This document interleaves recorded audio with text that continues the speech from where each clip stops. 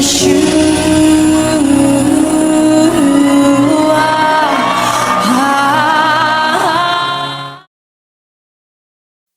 Jesus. మీకాలు, అబీగయీలు, అహీనోము, మాక, హగ్గీతు, అబీటలు, ఎగ్లా, Bathsheba. ఇందులో కొన్ని పేర్లు మనకి సుపరిచితము, కొన్ని పేర్లు మనకి సుపరిచితము కాదు. ఇవన్నీ కూడా బైబిల్ గ్రంథంలో ఉన్న స్త్రీల పేర్లు. ఇవన్నీ కూడా దావీదుకి ఉన్న 8 మంది భార్యల పేర్లు. దావీదు మహారాజుకి మన యొక్క లేఖనాల ప్రకారము 8 మంది భార్యలు ఉన్నారు. అలాగే మినిమం ఒక 10 మంది మరి కంక్యూబైన్స్ మరి ఉన్నట్లుగా మరి మనము వాక్య భాగం ద్వారా నేర్చుకున్నాము. మరి ఈ రోజు నుండి మనకున్న లిస్టులో ఆల్ఫాబెట్ ఈ స్టార్ట్ చేయడం జరుగుతుంది. ఆల్ఫాబెట్ ఈలో మన దగ్గర ఉన్న లిస్ట్ ప్రకారము మొట్టమొదటి స్త్రీ ఎగ్లా. ఈ ఎగ్లా దావీదునికి 7వ భార్య. ఈ ఉమెన్స్ బైబిల్ స్టడీ కార్యక్రమానికి మిమ్మల్ని అందరినీ కూడా ఆహ్వానిస్తుంటున్నాను. కార్యక్రమంలోనికి ముందుకు వెళ్ళక ముందు గుడివాడ కృష్ణా జిల్లా నుండి శ్రీమతి రమా కుమారి గారు ఉన్నారు. మరి ప్రార్థన చేసిన తర్వాత మిగిలిన కార్యక్రమంలోనికి మనము వెళ్దాము. ప్రార్థన. ప్రార్థన చేస్తాను. ప్రేమ నమ్మకం గల ప్రియ పరలోక తండ్రికి వందనాలు, స్తోత్రాలయ్యా. మీ కృపలో మమ్మల్ని జ్ఞాపకం చేసుకుని తండ్రి ఇట్టి ధన్యతను భాగ్యం మీరు మాకు అనుగ్రహింపజేసి ఇందుకు స్తోత్రాలు. అయా నీ సేవకులు ప్రదీప్ గారు ఆయన జ్ఞాపకం చేసుకున్నాయన చక్కటి ఆలోచన ఇచ్చి బైబిల్ గ్రంథంలో ఉన్న అనేక మంది స్త్రీలను గురించి ప్రభువా మేము తెలుసుకున్నట్టుకు నీకు చూపిన కృపను బట్టి వందనాలయ్యా. ఇదిగో నా తండ్రి నాయన బైబిల్ గ్రంథం స్త్రీలు నాయన నీకు ఇష్టమైన సువాసనగా నడుచుకుని ఉన్నారు ప్రభా. వినిచున్న మేము కూడా తండ్రి నీ నామానికి భయంకరంగా నీ పనిముట్లుగా నీ పాత్రలుగా వాడబట్టుకు సహాయం చేయండి. ఆ ఎట్టి నాయన ఆలోచన ఇచ్చి నీ సేవకులు నడిపిస్తున్నందుకు స్తోత్రాలు. ఆయన సేవకుల పరిచర్యను కుటుంబంలో దీవించి ఆశీర్వదించమని త్వరలో రాని క్రీస్తు వరకు ప్రార్థన సమర్పిస్తున్నాం మా పరమ తండ్రి. ఆమేన్. మరి మన అందరి తరపున శ్రీమతి రమా కుమారి గారికి వందనాలు తెలియచేస్తున్నాను. ఎగ్లా అంతగా పరిచయము లేని వ్యక్తి. ఈ ఎగ్లా గురించి మనము ఇప్పటి వరకు ఇఫ్ ఐఎమ్ నాట్ రాంగ్ ఏ యొక్క ప్రసంగము వినలేదు. ఎగ్లా గురించి ఎప్పుడు కూడా మనము మాట్లాడలేదు. ఎగ్లా గురించి ఎప్పుడు పట్టించుకోలేదు. ఎగ్లా గురించి ఏ బైబిల్ స్టడీ కార్యక్రమంలో వినలేదు. మన సంఘ పరిచర్యలో సంఘ సంబంధించిన ఆ యొక్క మరి మెడిటేషన్స్ లో ఈ స్త్రీ ప్రస్తావన రాలేదు. ఈ స్త్రీ గురించి మనము ధ్యానము చేయలేదు, అధ్యయనం చేయలేదు. ఎప్పుడు కూడా ఈ స్త్రీని గురించి ఓవరాల్ గా మనకి కన్సర్న్ లేదు. ఎప్పుడు ఈ స్త్రీని గురించి మనము గ్రహించలేదు. మరి ఎవరూ పట్టించుకోలేదు కాబట్టి, మరి ఎవరు ఈ స్త్రీ ఎడల కన్సర్న్ కలిగి ఉండలేదు కాబట్టి, ఎప్పుడు కూడా ఈ స్త్రీని గురించి మనము ధ్యానము చేయలేదు కాబట్టి, ఈ బైబిల్ స్టడీ కార్యక్రమంలో మనము పట్టించుకుందాం, మనము ధ్యానము చేద్దాం.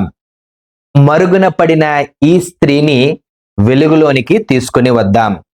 2వ సమూయేలు గ్రంథము 3వ అధ్యాయము 5వ వచనంలో, అలాగే 1 దినవృత్తాంతముల గ్రంథము 3వ అధ్యాయము 3వ వచనంలో ఒక్కసారి ఈ స్త్రీని గురించి మరి మెన్షన్ చేయబడింది. మరి నేను ఆ యొక్క డిక్షనరీస్ చూస్తుంటే ఎగ్లా అనేది ఒక హీబ్రూ పదము, హీబ్రూ ఆరిజిన్ నుండి రావడము జరిగింది. ఎగ్లా అనగానే ఈ ఈస్టర్న్స్ బైబిల్ డిక్షనరీలో హీఫర్, HEIFER, ఈ హీఫర్ అనే పదము మరి వాడడం జరిగింది. తెలుగులో లేత ఆవు, ఆ యొక్క మరి లేత దూడ. అలాగే ఈ జూయిష్ ట్రెడిషన్ లో, ఈ యొక్క జూయిష్ ట్రాన్స్లేషన్స్ లో, ఈ యొక్క మరి తర్జుమాలలో, ఈ యొక్క జూయిష్ సాంప్రదాయాల ప్రకారము, ఈ యొక్క మిడ్రాష్ మిష్నా ప్రకారము ఈ ఎగ్లా అనే స్త్రీ మరి మాకాయే, వేరే స్త్రీ కాదని ఒక అవగాహనకి వచ్చారు. అది అంత కరెక్ట్ కాకపోవచ్చు. ఇంకా కొన్ని డిక్షనరీస్ లో ఎగ్లా అనే ఈ యొక్క పేరుకి చారియట్ రథము అని, గుండ్రంగా ఉండేటువంటిదని మరి మనము చూడవచ్చు. మరి ఈ స్త్రీని గురించి ఇంకొంచెం డీప్ గా ఆలోచన చేద్దామని చాలా పుస్తకాలని చూస్తూ ఉంటుంటే ఎక్కడా కూడా ఈ స్త్రీని గురించి ఎవ్వరూ ప్రస్తావించలేదు. కొన్ని వికీపీడియాలో కూడా ఉంటుందని చూస్తే ఆ వికీపీడియాలో కూడా లేదు.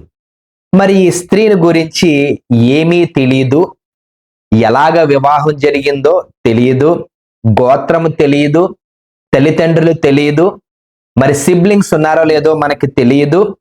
అలాగే ఈ యొక్క స్త్రీ పుట్టు పూర్వోత్తరాలు, అలాగే బాల్య దినాలు, యవ్వన దినాలు ఎక్కడా కూడా ఎవ్వరు కూడా ప్రస్తావించలేదు, మాట్లాడడం జరగలేదు. Bible is silent, history is silent. అయితే కుమారుడు పుట్టినట్లుగా 2వ సమూయేలు గ్రంథము 3వ అధ్యాయము 5వ వచనంలో ఉన్నది. ఆ కుమారుడి పేరు ఇత్రియాము. ఆ మాట మాత్రమే మరి వ్రాయడం జరిగింది. కొన్ని క్యారెక్టర్ గురించి ఎక్కడైనా ఏమైనా జూయిష్ ఉమెన్ ఆర్కైవ్స్ లో ఉంటుందేమని చూస్తే ఆ జూయిష్ ఉమెన్ ఆర్కైవ్స్ లో కూడా ఈ స్త్రీని గురించి ఎక్కడా కూడా ఎవరో ప్రస్తావించడము జరగలేదు. అంటే అంతగా ఆ స్క్రిప్చర్స్ అనేటువంటివి మరి ఈ స్త్రీ మీద ఫోకస్ చేయలేదు.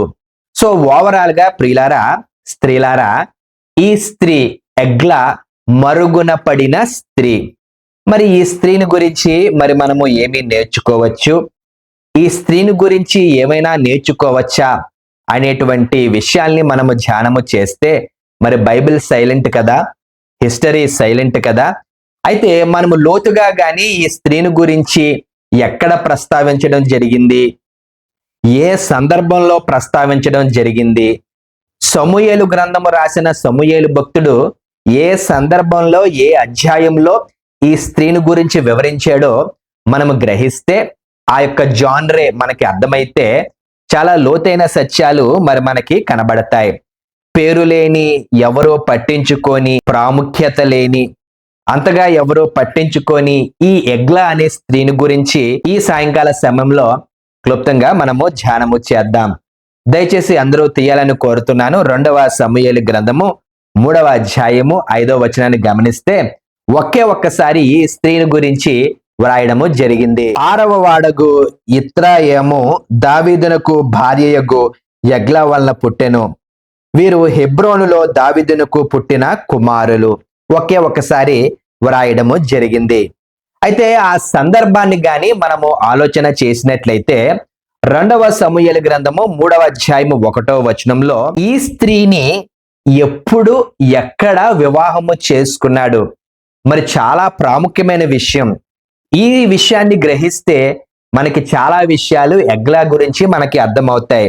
మరి దావీదు ఏ సందర్భంలో ఈ స్త్రీని వివాహము చేసుకున్నాడు, ఏ సందర్భంలో కుమారుణ్ణి కన్నాడు అని గ్రహిస్తే 3వ అధ్యాయము 1వ వచనంలో 2వ లైన్లో దావీదు అంతకంతకు ప్రబలుతున్నప్పుడు, అంటే ఇస్సాకులాగా క్రమక్రమంగా దీవించబడుతున్నప్పుడు, ఒక పక్క హెచ్చింపబడుతున్నప్పుడు ఈ స్త్రీని వివాహము చేసుకున్నాడు. బైబిల్ తెలుగులో రాయలేదండి. ఆ హీబ్రూ పదాలను చూస్తే ప్రబలుతున్నప్పుడు, ఇంగ్లీష్ లో సింపుల్ గా స్ట్రాంగర్ అనే పదం ఉన్నది. అయితే హీబ్రూ పదం అండి చజక్, CHAZAK అని, అంటే గ్రిప్, అంటే ఆ దేశం మీద దావీదునకి పట్టు వచ్చేసింది. ఫైనాన్షియల్ గా దావీదు మరి చాలా రిచ్ పర్సన్ గా ఉన్నాడు, ఆరోగ్యముతో ఉన్నాడు. ఇంతకు ముందు చెప్పాను 6వ కీర్తనలో దావీదు చాలా వేదనతో, అనారోగ్యంతో ఉన్నాడు. అయితే హెబ్రోన్లోనికి వచ్చేసరికి చాలా ఆరోగ్యముతో ఉన్నాడు. దేశాన్ని పరిపాలించే బలాన్ని పొందుకున్నాడు. అన్ని దేశాల్ని జయించాడు, అందరినీ జయించాడు, శత్రువుల్ని లేకుండా చేసుకుని సంతోషముతో, సమాధానముతో, ఆరోగ్యముతో, ఆనందంతో ఉన్నాడు, విజయోత్సాహముతో ఉన్నాడు. అంటే అన్నీ కూడా మరి ఆనందము, సంతోషము, సమాధానము, ఆరోగ్యము, ఆర్థికంగా, మానసికంగా, ఆధ్యాత్మికంగా అన్ని విషయాల్లో దావీదు చాలా హెచ్చుగా ఉన్నాడు. ఈ హెచ్చుగా ఉన్నప్పుడు అటువంటి సమయంలో మరి మరుగున పడిన ఈ స్త్రీని వివాహము చేసుకున్నాడు. సో ఈ స్త్రీ ఒక యూస్లెస్ ఫెలో ఏమీ కాదు. ఈ స్త్రీ మరి ఎవరు పట్టించుకోని స్త్రీ కాదు, మనకి చరిత్ర తెలియదంతే. అంత పొజిషన్ లో ఉన్నప్పుడు దావీదు ఒక అనామకురాల్ని, మరి అంతగా ప్రాముఖ్యత లేని ఆ స్త్రీలని వివాహము చేసుకోడు. దావీదు మరి అంత గొప్ప స్థితిలో ఉన్నప్పుడు ఈ వివాహము చేసుకున్నాడంటే ఈ స్త్రీకి అనేకమైన మరి ఆ యొక్క మరి స్ట్రెంగ్త్స్, అనేకమైన ఆశీర్వాదాలు ఉండి ఉండవచ్చు. ఇంకొంచెం మనం ముందుకు వెళ్తే ఇంకా ఈ స్త్రీని గురించి మనం ఏమి గ్రహించవచ్చు అంటే, ఇంతకీ ఎక్కడ జరిగింది వివాహం అంటే హెబ్రోనులో జరిగిందండి. ఈ హెబ్రోన్ అనేటువంటిది బైబిల్ గ్రంథంలో, ప్రత్యేకంగా ఓల్డ్ టెస్టిమెంట్ లో చాలా చాలా చాలా చాలా ఇంపార్టెంట్. అబ్రహాము ఆశీర్వాదం ఎక్కడ పొందుకున్నాడంటే హెబ్రోన్ లో ఉన్నప్పుడు పొందుకున్నాడు. దేవుడు అబ్రహాముని కలుసుకున్నప్పుడు అక్కడ ఒక బలిపీఠం కట్టాడని మొట్టమొదటిసారిగా మనం ఆ బలిపీఠం గురించి చదువుతాం. అదే ఈరోజు చర్చ అయింది కదా. ఆ బలిపీఠము మొట్టమొదటిగా ఆ అబ్రహాము ఆ యొక్క హెబ్రోన్ లో కట్టడం జరిగింది. ఆదికాండం 13వ అధ్యాయం 14 నుండి కింద వచనాలు చదివితే మనకు అర్థమవుతుంది. అబ్రహాముని అక్కడే పాతి పెట్టారు, సారాని అక్కడే పాతి పెట్టారు, ఇస్సాకుని అక్కడే పాతి పెట్టారు, రెబెకాని అక్కడే పాతి పెట్టారు, యాకోబుని లేయాను కూడా హెబ్రోన్ లోనే పాతి పెట్టడం జరిగింది. ఆ తర్వాత యెహోషువ కాలేబుకి ఆ యొక్క స్వాస్యాన్ని ఇస్తాడు. కాలేబు మాత్రమే యెహోషువతో కలిసి ఆ యొక్క మరి వాగ్దాన భూమికి వెళ్ళాడని మనకు తెలుసు కదా. అటువంటి సమయంలో ఈ యెహోషువ మరి కాలేబుకి ఈ హెబ్రోను ఆ స్థలాన్ని ఇవ్వడం జరుగుతుంది. అలాగే యెహోషువ గ్రంథము 20వ అధ్యాయం 7వ వచనంలో దాన్ని సిటీ ఆఫ్ రెఫ్యూజ్, ఆశ్రయ పట్టణము, అంటే ఆ పట్టణంలో ఉంటే మనకు సంతోషమే, సమాధానమే, ఆరోగ్యమే, ఆనందమే. ఏ శత్రువు కూడా మనల్ని కాంకర్ చేయలేడు. సో ఈ యొక్క హెబ్రోన్ అనేటువంటిది చాలా ఇంపార్టెంట్. సో అటువంటి స్థానంలో, అటువంటి దేశంలో, అటువంటి ప్రాంతంలో ఉన్నప్పుడు ఈ దావీదు భక్తుడు ఏం చేశాడంటే ఈ స్త్రీని వివాహము చేసుకున్నాడు. మరి ఈ రోజుల్లో చాలా వివాహాలు చూస్తాం కదా. మరి అంత ప్రాపర్ గా జరగవు వివాహాలు. లవ్ మ్యారేజ్లు కొంతమంది, అరేంజ్డ్ లవ్ మ్యారేజ్లు కొంతమంది, పారిపోయి కొంతమంది, లేచిపోయి కొంతమంది. మరి పెళ్లి నాన్న అంటారు, అది లేచిపోయిన రోజా, లేదా తాడు కట్టిన రోజా, లేదా మరి రిసెప్షన్ చేసిన రోజా, ఇవన్నీ తెలియకుండా చాలా పిచ్చి పిచ్చిగా వివాహాలు మనం చూస్తూ ఉంటుంటాం. ఒకవేళ ఈ స్త్రీకి ఎలా జరిగిందా అంటే జరగలేదండి, చాలా ప్రాపర్ గా పద్ధతిగా జరిగింది. ఈ స్త్రీ మరుగున పడిన స్త్రీ అయినప్పటికీ కూడా మరి ఈ స్త్రీని గురించి ఆలోచన చేస్తే హెబ్రోనులో వివాహము చేసుకున్నాడు. చాలా క్రమంగా మరి చేసుకున్నాడు. వివాహం అన్ని విషయాల్లో ఘనమైనది గనక ఘనంగా ఈ స్త్రీ యొక్క వివాహము జరిగింది. ఇంకొంచెం మనం ముందుకు వెళ్దాము. 2వ సమూయేలు గ్రంథము 3వ అధ్యాయం 5వ వచనం చాలా చాలా చాలా ఇంపార్టెంట్ అండి. స్టార్టింగ్ లో ఈ యొక్క దావీదునికి ఉన్న 8 మంది భార్యల గురించి నేను చెప్పాను. ఆ 8 మంది భార్యల గురించి ఆలోచన చేస్తే ఈ యగ్లా తప్పించి, అలాగే ఈ యొక్క మరి హగ్గీతు తప్పించి మిగతా ప్రతి స్త్రీ కూడా ఏదో ఒక రాంగ్ డైరెక్షన్ లో అంతగా సమాధానము లేనప్పుడు వివాహం చేసుకోవాల్సి వచ్చింది. ఉదాహరణకి తప్పు చేసి బెత్షెబాని పెళ్లి చేసుకున్నాడు. అలాగే మీకాలు ఆ యొక్క సౌలు యొక్క మరి కుమార్తె, మరి ఆ యొక్క యుద్ధంలో నెగ్గితే నా కూతురికిచ్చి వివాహము చేస్తానని అక్కడ కూడా ఆ వివాహము అంతగా ప్రాపర్ గా జరగలేదు. అంటే ప్రతి విషయంలో ఏదో ఒక మరి తెలుగులో అంటారు కదా పితలాటకమో ఏదో ఒక మరి అన్సర్టెనిటీ ఉన్నది. ఇంకా అబీగయిలు మరి ఆ భర్త మరి నాబాలు మోటోడు మొరటివాడు ఆ సందర్భంలో చనిపోయిన తర్వాత వివాహాలు చేసుకున్నాడు. అంటే ఈ చాలా వివాహాలు దావీదుకి అన్సర్టెనిటీగా ఏదో కొన్ని క్లాజులతో, కండిషన్స్ తో వివాహం జరిగింది. కానీ మరి సమూయేలు భక్తుడు రాశాడని చెప్పాను కదా ఈ సమూయేలు గ్రంథాన్ని. ఈ సమూయేలు భక్తుడు మాత్రమే స్టార్టింగ్ లోనే ఏమని మెన్షన్ చేశాడంటే 3వ అధ్యాయము 5వ వచనంలో 6వ వాడగు ఇత్రాయేము దావీదునకు భార్యయగు యగ్లా వలన పుట్టెను. చాలా ఇంపార్టెంట్ అండి. ఈ సమూయేలు భక్తుడు సమూయేలు గ్రంథాన్ని రాస్తున్నప్పుడు ఈ మిగతా 7గురిని భార్య అని రాయలేదు.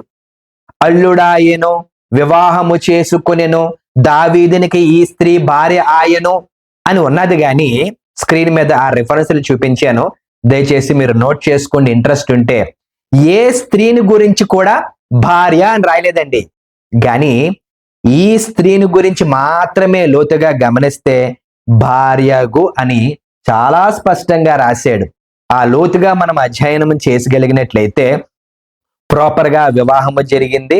దావీదు ప్రేమించి ఇష్టపడి తన యొక్క మరి దేవుని యొక్క చిత్తానుసారంగా వివాహము చేసుకున్న ఏకైక స్త్రీ ఈ యొక్క యగ్లా. సో యగ్లాని భార్యగా పరిశుద్ధ లేఖనాలు మనకి తెలియచేశాయి. మరి 12 గోత్రాలు ఏం జరిగాయి తెలుసు కదా, ఆ యొక్క రెహబోము కాలంలో ముక్కలు అయిపోయాయి. బాధాకరమైన సంగతి. కానీ దావీదు ఎప్పుడు ఈ స్త్రీని వివాహము చేసుకున్నాడంటే యునైటెడ్ మొనార్కీ, అంటే 12 గోత్రాలు కలిసి ఉన్నప్పుడు, అంతగా ఆ యొక్క భేదాలు లేనప్పుడు, సమాధానముతో ఉన్నప్పుడు, అందరితో మంచి రిలేషన్షిప్స్ ఉన్నప్పుడు ఈ స్త్రీని వివాహము చేసుకున్నాడు. మరి ఏమి నేర్చుకోవచ్చు? మరి కంటెక్స్టులైజ్ చేయాలి కదా, ఆ స్త్రీని మన సందర్భంలోనికి తీసుకుని రావాలి కదా. అవే కదా ప్రసంగాలంటే. ఏమి నేర్చుకోవచ్చు అంటే, మనలో చాలా మందికి కూడా ఈ యొక్క స్త్రీలాగే చరిత్ర లేదు, వివరాలు లేవు, ప్రాముఖ్యత లేదు. ఆ స్త్రీకి ఏ విధమైన మరి ఆ యొక్క తలాంతులు లేవు, ఎబిలిటీస్, కెపాసిటీస్ లేవు.